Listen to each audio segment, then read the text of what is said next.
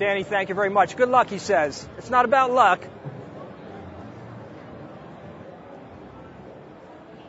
We're going to be talking about increasing your profitability now. How many people here want to get at least one or two ideas they can take back from this session so they can go and increase their profitability? Please raise your hands. You're in the right room. This is an excellent thing. I put a number of $2 million up there. You're going to hopefully appreciate this, but when I was thinking about doing this session, they told me about 100 people would show up. I think that's about what we have here. And I want this to be a $2 million session. So that if you come up with one idea, you leave with just one idea and you go back to your stores, it will increase your profitability, and collectively, I can beat that $2 million number. That would work out to about $20,000 per dealership here. So let's make that a goal. Is that okay? I saw some smiles, so that makes me feel good. Thank you. Got to ask you this question. What happens if we fail to maintain our profitability? We all there? We go out of business. It's not a good thing. It's not an option. Failure is not an option. So if that is a motivator, and hopefully it is, it's not good enough to just stay in business and make some money. What we need to figure out is how to vastly improve our odds as we go forward. And there's a reason why. There's market forces that have been going on in the industry for almost 5 to 10 years, and many of these are directly impacting our profitability. Some of these things we do not have control over, but we can respond to them and actually use them to our advantage. I want to just make sure we're all aware of some of the key things that have been hurting our profitability for the last few years. How many of you would agree that increased competition has entered your marketplaces? Please raise your hand. Some of the critical things here are obviously internet, which people now can buy sitting at home 24 hours a day, 7 days a week. Do you believe that affects the retail store traffic that might be coming into our stores? If you agree, raise your hand again. Additionally, when the mass merchants got in about 2 or 3 years ago and they started selling beginner guitars, and the convenience now for people when they go into a Circuit City, Best Buy, or whatever is they can just buy an instrument. Does that take some of the foot traffic away from our retail stores? If you think so, please raise your hand. These things are affecting our profitability. The next one is price compression, and everybody here is seeing with Chinese production that the average ticket has been impacted. And there used to be a saying many years ago, you make it up in volume, but I think most of us would agree that when price compression brings the cost down so low, sometimes you can't make it up in volume. And our gross margin dollars decrease. It puts pressure on our profits. This is part of the problems that are going on. This next one is very critical for us. It's commoditization.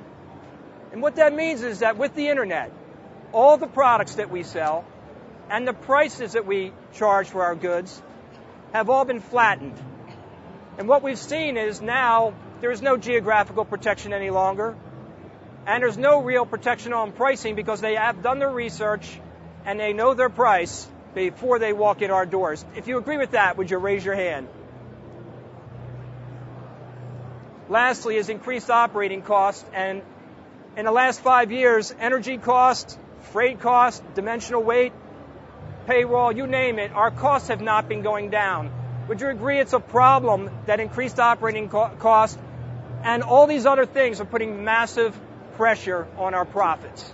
Are you all there? Raise your hand if we're all in agreement.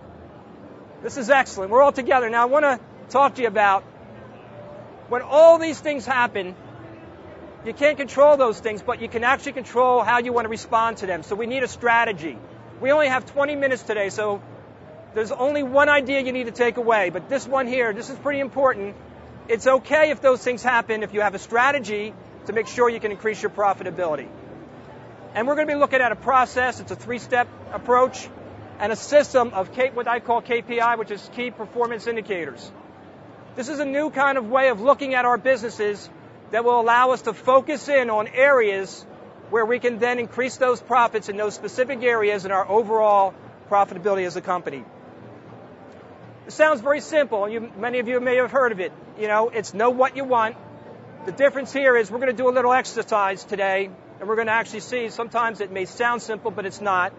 We got to know why. We got to have purpose and leverage, and we have to determine how. And what we're going to use today is that system of key performance indicators to give us an edge to increase our profits. By the way, I am a retailer like you. I've been doing this for 30 years. I've seen a lot of changes, and we all like to think that these times are unique, but in many ways, they're not totally unique. They're just different than we've ever experienced before. And I have a mission, to stay in business. I have a passion for being in the music business. If you have a passion for being in the music business, would you raise your hand, please? We're united on that. Let me ask you this. If you have a passion for the products that we sell, you actually love the products, would you raise your hand, please? I want to inspire you today to love the profit. I think the profit is the sexiest thing in the music business because it's been a little bit harder, I think, to see that sexiness in the products that are now commoditized and the mass change that we're dealing with in our industry. It's a little uncomfortable. But the profit can make you feel really good along the way. It can keep us strong so that when we want to battle all the changes, we can come out the other side better and stronger than we can imagine. And that's what we want to do today. So part one, I want you to write down on a piece of paper if you would, and there's a reason to write it down, but write down specifically what do you want your net income to be in 2008. Write a number down, get a specific number down. When you write it down, it becomes real. You will actually create a higher probability of hitting it. If you don't want your neighbor to see it, write it real small so they can't see it. When a few of you have done that, would you just raise your hand so I can see that we were there? Excellent. I want you to determine what the percentage is of your total gross volume, that net income number. Now, I want you to remember, net income that's after you've paid yourself as the principal and all of your expenses. That's what's left over before you pay the taxes to the government. That's your net income. If that percentage, after you figured it out, is 1, 2, or 3, that's pretty common for the music industry. If it's 5%, you guys are doing pretty well. What I'm going to ask you to consider is that if it's not 8 to 10%, that your longer term goal should be 8 to 10% of the gross volume. If you're doing $10 million, it should be $1 million or 800,000. If you're doing $5 million, it should be 500,000 or 400,000, but it should be 8 to 10%. Now, how many people here are doing more than 8 to 10%? Would you raise your hand if you're doing more than that? I want to see you at the end of the session. You're my new best friend. We all can learn from each other, and there is a lot of people out there that have figured things out, and this is what we're here to do, is share and learn. Please let me have your card at the end. Part two, this is really important. Why do you want it? Really, why do you want that profit number that you got there? If you don't have leverage, if the purpose isn't really strong, it's really going to be hard to get it. These two things, knowing specifically what you want and knowing why you want it, believe it or not, is more than 50% of what it takes to get it. It all starts up in our heads. We got to be committed to our thoughts. We got to make a solid decision specifically in what we want. We got to get leverage through purpose on why we want it. If we can do those two things, we can do almost anything. The third part, which is what I want to talk to you in specifics, is how do we get it? What are the actions we want to use? There's two ways to increase our profits. We need to increase our sales, or we need to reduce our costs. You all have a handout sheet, and on one side, it's increased sales, and there's key performance indicators listed there. On the other side, it's reduced costs, and there's key performance indicators. What I'm going to be doing today, because we don't have much time, I want to pick some of my favorites that I guarantee you that if one of these you haven't done and you try to do it, it will make you so much money that hopefully we become new best friends. The first one is increasing sales. These are my favorite 6 key performance indicators we use in our company to drive profits. First one is gross sales versus gross margin spread. Now, everybody here, I think you all look at your gross sales probably daily. If you do, would you raise your hand? Excellent. And you probably look at your margins every day. Is that true? Excellent. What we want to be looking at here, and this will make you a lot of money, is the spread. That means if your sales were up 4%, we want the margins to be up more than that. If it was 4.5%, that 0.5% is the spread. If you're looking at that daily, you're driving that spread, you're always going to be aware of the profitability of the products that you're selling. It will impact the way you buy. It will impact the way you sell. This one here should be worth the 20 grand we were talking about per dealership if you're not using it. If you're looking at this one every day, it'll make you a lot of money. The next one is very critical. How many people here use a door counter to actually measure how many customers are walking in every day? Would you raise your hand? Okay, this one here is worth more than 20 grand if you're not. You can go to Google and just put in a door counter It'll come up with a list of companies that provide this. They're wireless now. They're inexpensive, $100 to $200. This will allow you to benchmark things that you just can't believe how valuable and how much money it'll make you. You're going to know exactly how many people come in every day, and if you do a promotion, you're going to know how many extra people came in. If a competitor moves into your market, you're going to know what their impact was when they did their grand opening. Or for that month after they started, what happened to your customer count. You need to have door counters in your stores. This door counter will make you lots of money. Tens of thousands of dollars, I promise you. We've been using them for over 20 years. I cannot imagine not having this. Big one. One of the things we get from it is we look at dollars per person a day. This is a key indicator to drive profitability. I want you to think of it from the standpoint of how much dollars you did in a day and divide it by how many people came in. And that is your average dollar per person a day. What it's doing is it's measuring for you the efficiency of your staff when they're interacting with the customers that are walking through the door. When you first do this, it'll be probably between $15 and $35. Once you got a number, once you have your benchmark, that's all you need. What do you think you want to do? You just want to raise it up. So you take it from 15, you move it to 17, you move it to 19, you move it to 21. This will make you so much money. This is the new technology, the new way of thinking that can offset market forces that you don't have control over, because this we have control over. The next one here is transactions per day. This will tell you how many people, when they came in, bought from you. And we like to look at the average dollar of that transaction. What that's measuring for us is the efficiency of the actual interaction between our sales guy and that customer. What actually happened? How much money was made on average? If it was $65 on average on the ticket, we want it to be 68, 72, 75.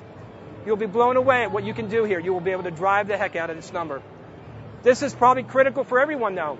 If you know how many people came in, and you know how many tickets you got at the end of the day, and you divide them, it's real simple to understand what your conversion is. So if 100 customers came in and 30 of them bought, you have a 30% conversion of the customers coming in. I learned this from talking to someone from it was Sports Authority, and they told me their number. It blew me away. They were actually at one of the stores getting over 80% conversion. 80% conversion. It's outstanding. Whatever your conversion is, if you get that number, you can drive that number. That number will make you money. The next area is reducing costs on the back end. Remember, we got to either sell more and know how to do it, or we got to figure out how to pay less, or earn more on the back side of the business. I have on your yellow sheet, if you look at it, there's a few things that I have listed there, and they're just after each other. But just going to give you a couple of these will make you money. If you have an annual number for your rebates, in other words, you know how much money you want to make every year in rebates, it'll actually increase.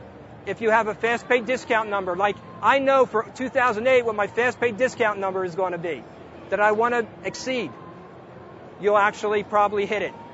If it's your interest income or money you might have in the bank, I know what that number is going to be. I have a target. You'll probably get it. If you don't have them, you won't be able to get them.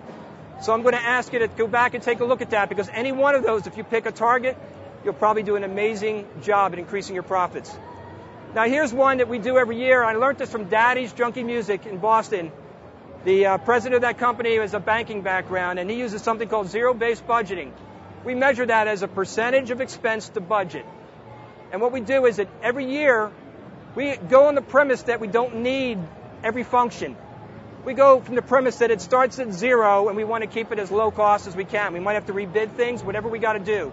It has made us hundreds of thousands of dollars in the last year.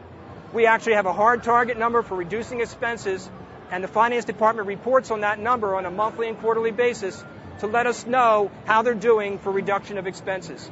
It makes a lot of money. Next one is GMROI per vendor. This is one of my favorites, because if we all had a lot of money in cash right now, was sitting up here, let's say there was $10 million. I like that, $10 million. Come on, smile, $10 million. Yeah, I see you smiling. And we had that money here, where would you put it? Would you put it in a bank that gave you 2%, 5%, or 10%? It'd be really easy for us to say, let's put it in a bank that gives us the 10%. Yet every day in our businesses and retail, what do we do with the money when we invest it in the inventory? Do we look at the vendors every month as really return on investment? You can get a number for that. I have a great article I got from Music Inc. It was from Palin Music Company. It did an article on this. If you give me a card, just leave it up here. I got Music Inc.'s permission to send it to anyone who wants it. If you give me your email address, give me your card, I'll send it to you. It's fantastic. It's a money-making article.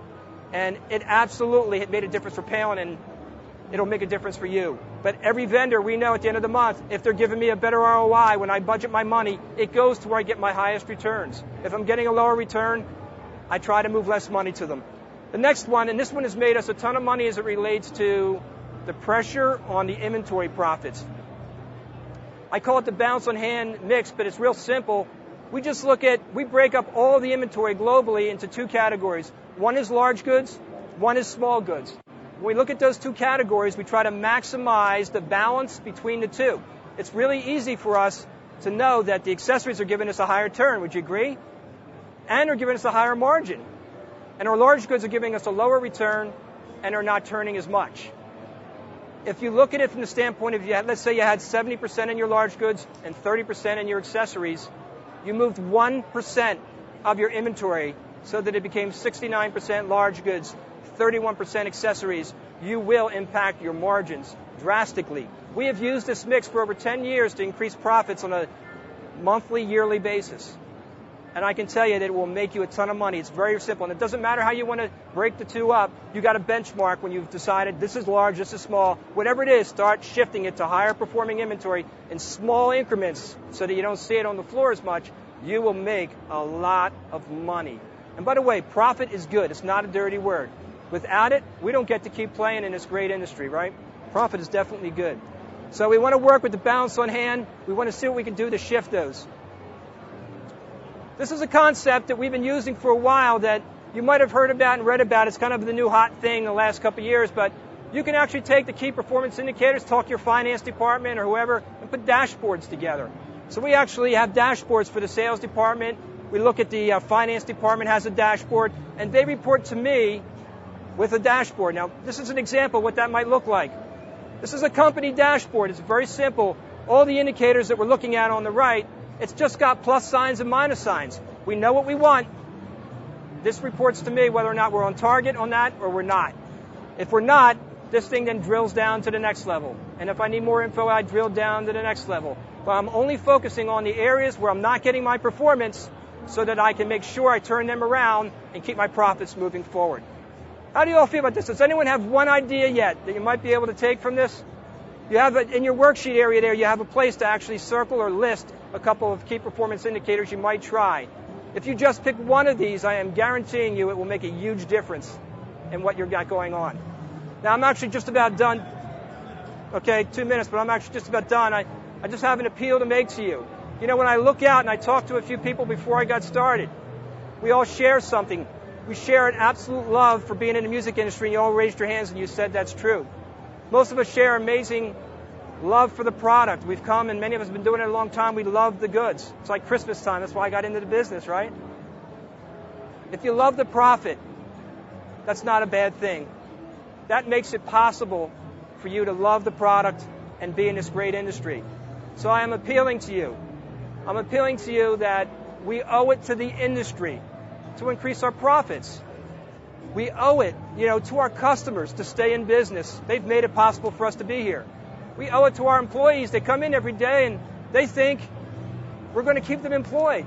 But most important, really, with all the hard work that we've been doing together in this industry, you know what? We owe it to ourselves. We owe it to ourselves because we work hard in this industry. We have a passion and love for it. And we owe it to stay as healthy as we can so we can build a stronger industry. I want to thank you for taking a few minutes to come out and share this with us. We really do appreciate it. And if there's any questions, we can throw them out there. But